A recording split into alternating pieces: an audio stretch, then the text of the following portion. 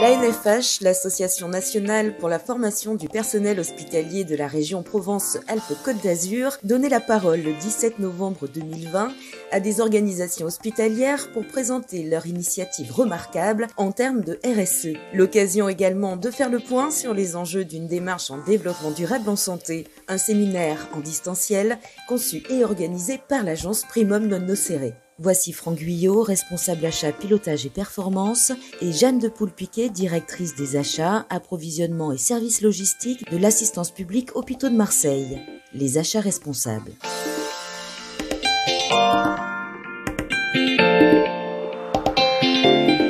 On est partagé entre la nécessité d'intégrer ces problématiques ou ces sujets de RSE dans nos cahiers des charges, dans nos appels d'offres et dans la façon dont on challenge nos fournisseurs. Et en même temps, on a des obligations, en tout cas des enjeux et des gains budgétaires et financiers à atteindre qui sont parfois, en tout cas c'est le lieu commun assez répandu, antinomiques avec des enjeux ou des besoins de RSE.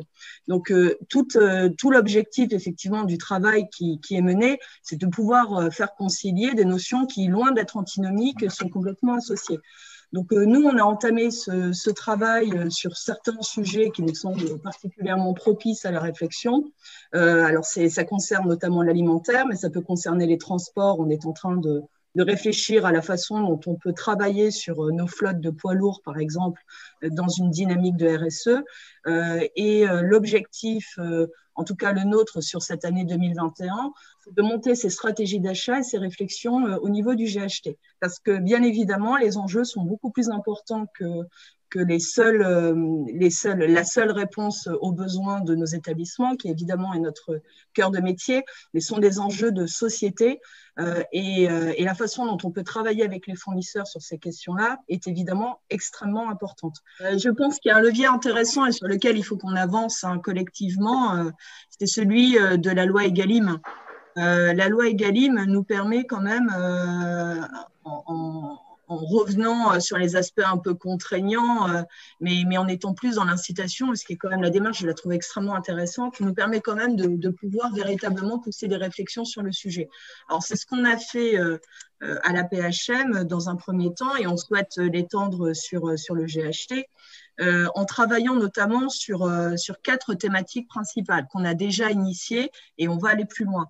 La première thématique, c'est évidemment la 50% de produits de qualité et de produits durables et puis l'intégration du bio. Donc ça, c'est une démarche qu'on avait déjà engagée lorsqu'on a ouvert la plateforme logistique en 2013 et sur laquelle on s'inscrit dans la durée et on aimerait aller encore plus loin en travaillant avec des producteurs locaux. Et là, on arrive à un premier élément qui est un élément compliqué à dépasser, c'est vu la taille du marché qui est celui de la PHM et potentiellement demain celui du GHT13, trouver des producteurs locaux aussi qui sont en capacité de pouvoir subvenir à nos besoins. Donc ça, c'est une des limites, en tout cas c'est une des contraintes que l'on a identifiées et sur laquelle, pour faire le lien avec ce qu'on disait sur le nécessaire travail avec les fournisseurs, il faut qu'on soit aussi dans l'accompagnement de nos fournisseurs. Deuxième sujet, c'est la diversification des sources de protéines. Alors pour le moment, c'est quelque chose qui s'applique uniquement aux scolaires, mais bien évidemment, ça a de l'intérêt aussi à l'hôpital. Quand on voit le nombre de produits, enfin de repas que l'on produit chaque jour, c'est intéressant aussi de se poser la question de la façon dont on diversifie les menus et dont on travaille avec les diététiciens. La substitution des plastiques, on l'a déjà engagée à la PHM, on n'a quasiment plus de bouteilles en plastique, il faut aller encore plus loin. Demain, ça va être les couverts, ce sont déjà les verres, ça va être les barquettes, etc. Lancer une réflexion sur le sujet. Et là, on se retrouve de nouveau confronté un peu aux limites de ce qui nous est possible de faire, puisque on sait que nos fournisseurs, notamment pour les grosses cuisines centrales hospitalières, ne sont pas aujourd'hui en situation encore de nous proposer un produit qui puisse être utilisé. Néanmoins, il faut absolument aller encore plus loin dans ce dialogue-là avec nos fournisseurs. Et dernier point, c'est la lutte contre le gaspillage alimentaire, qui ça, c'est un vrai enjeu. Et pour le coup, c'est complètement à la disposition de tous les établissements, les plus gros comme les plus petits. Ce qui permet également de s'interroger sur l'ensemble de la chaîne de restauration à l'hôpital. Et donc, j'ai envie de dire que ne serait-ce que sur ces 4 axes-là, qui nous sont très largement donnés comme incitatifs dans le cadre de la loi Egalim, ça nous permet déjà d'avancer sur le sujet du RSE, le sujet du développement durable et de marquer quelques points, encore une fois, pas seulement en tant qu'établissement de santé, mais également en tant que citoyen. Citoyen aussi dans l'accueil des populations qu'on a chaque jour dans nos établissements de santé. Voilà, donc on a créé un groupe de travail à la PHM sur le sujet qui rassemble à la fois des logisticiens, des acheteurs, des approvisionneurs, des experts en restauration ou en process logistique. Et l'idée, c'est d'aller encore plus loin en y incluant également le GHT via des achats qu'on pourrait passer en commun sur ces thématiques précises. Qu'est-ce qu'on pourrait faire pour aller plus loin en matière de RSE ?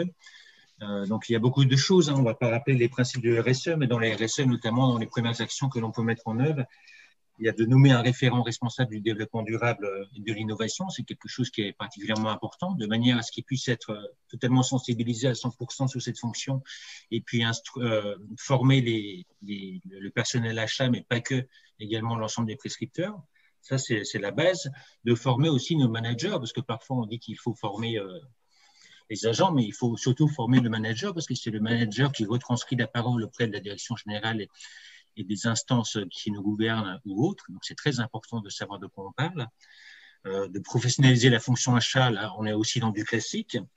D'effectuer des analyses en termes de développement durable et de RSE pour savoir quelles sont les grandes actions prioritaires à vouloir mettre en œuvre. Il est souvent inutile de vouloir tout changer en même temps. Donc, il faut d'abord se concentrer sur différents temps, des temps qui peuvent être courts pour des actions qui soient visibles tout de suite, pour en parler, et puis le temps long sur des actions lentes et progressives à mettre en œuvre, notamment quand on parle de réduction des déchets, du plastique, on doit suivre un temps qui n'est pas le même. Ça, c'est dans du classique, mais effectivement, on peut aller beaucoup plus loin. Et pour aller plus loin, notamment, on peut on peut lutter contre la corruption. Donc, on le fait de manière indirecte dans le cadre de nos marchés publics. Mais pour autant, on le fait peut-être d'une manière trop simple. Donc, on pourrait aller plus loin là-dessus, de même que la lutte contre le travail des enfants.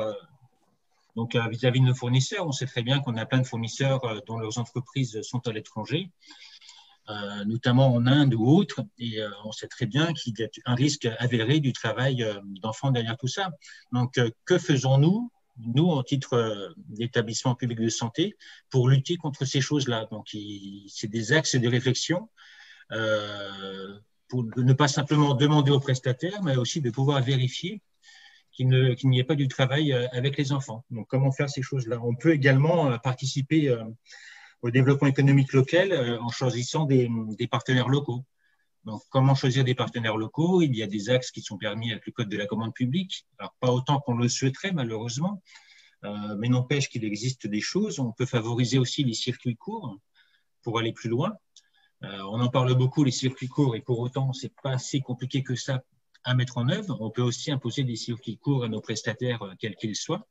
Donc là, c'est un travail à faire au niveau des achats et en partenariat avec l'ensemble de nos fournisseurs. Donc, c'est des axes à construire avec eux. On peut aussi favoriser l'emploi des jeunes et des seniors. Ce sont des axes politiques de développement durable très, très forts, parce qu'on s'aperçoit qu'effectivement, les jeunes de nos jours, surtout dans la période actuelle, et puis nos seniors, c'est assez compliqué. Il y a des métiers qui permettent de le faire, donc on peut mettre ça en œuvre. On peut interagir aussi avec l'économie sociale et solidaire en faisant appel notamment aux entreprises qu'on dit de ESS. Donc, les entreprises ESS, c'est les économies sociales et solidaires. Donc, on peut travailler avec eux, on peut se rapprocher d'eux. Ils sont là aussi, eux, comme une aide, ils peuvent nous aider. On peut encore aussi aller plus loin. On peut faire une charte d'éthique. Il y a une charte de développement durable. Donc, on peut faire une charte d'éthique. Ça en fait partie. C'est ce que nous avons fait, nous, au niveau du GHT Hôpitaux de Provence. On a une charte globale qui englobe une partie développement durable et éthique donc, comme nul n'est censé ignorer la loi, donc elle s'impose à tout le monde. Donc c'est un axe fort et important. On a pu communiquer là-dessus, donc on est ravis de l'avoir mis en place. On peut aussi, pour aller encore beaucoup plus loin, hein, on n'est pas obligé d'accepter la réalité, notamment on peut lutter contre l'obsolescence programmée. Parce qu'on achète tous des produits au fur et à mesure sans se poser forcément la question, et on se rend compte qu'on est dans un modèle en fait où il y a une forme d'obsolescence programmée, mais pour autant c'est un modèle qui est dépassé de nos jours, je devrais dire. Autant d'un point de vue économique qu'écologique. Donc peut-être faut-il imaginer, c'est là où on doit travailler encore une fois avec nos prestataires. Et nos prestataires, ce sont pour moi des personnalités avec qui on doit travailler. On n'est pas en confrontation avec nos prestataires. Hein. On n'est pas toujours dans une idée de vouloir toujours le meilleur prix. Mais on doit travailler avec eux beaucoup plus directement sur ce que nous, on souhaite. Parce que les prestataires, quelque part, ils n'attendent que ça aussi. Ils proposent des produits, certes, mais ce qui les fait évoluer, c'est aussi les besoins de l'hôpital. Donc, en travaillant très en amont avec eux sur certains produits, on peut les amener à faire modifier certaines choses de manière à ce que ça soit plus basé sur de nouvelles formes d'économie qui seraient basées sur l'économie de la fonctionnalité, si vous voulez, des produits. Et puis enfin, je pense qu'on peut travailler davantage avec les acheteurs publics locaux, parce qu'il y a souvent beaucoup de choses qui est fait au niveau territorial, au niveau local, au niveau régional. Et pour ça, on peut se rapprocher de toutes les directions régionales de l'environnement, de l'aménagement et du logement, donc les DRIL. Il y en a dans chaque région. Ils sont parfaitement au fait de tout ce qu'il est possible d'être fait au niveau du tissu économique local. Donc, on devrait, je pense, pour certaines actions, se rapprocher d'eux parce que ce sont des facilitateurs. Ils ont une connaissance assez accrue de tout ce qui peut être fait au niveau des politiques publiques et on pourrait bénéficier de leurs conseils, de leur expertise et de l'ensemble de leurs idées en termes de développement local. Donc, je pense que ça, pour le coup, les drills, c'est un axe relativement fort parce qu'ils ont la connaissance, ils ont la compétence et on devrait s'en servir toujours dans cette volonté d'avancer. Le seul truc que je pourrais dire, c'est d'être curieux et de ne pas s'arrêter sur le connu, qui est relativement simple, mais d'explorer, de voir, de regarder ce qui se fait ailleurs, soit au niveau de l'État, soit au niveau des collectivités, et de prendre contact avec ces personnes-là, qui, sur certains domaines, sont beaucoup plus en amont dans leur stratégie que nous pouvons l'être à notre niveau pour différentes raisons. Donc, il faut se rapprocher de ces autres fonctions publiques et de ces pouvoirs politiques pour qu'ils puissent nous apporter toute leur aide. Et ils ne demandent que ça, je pense.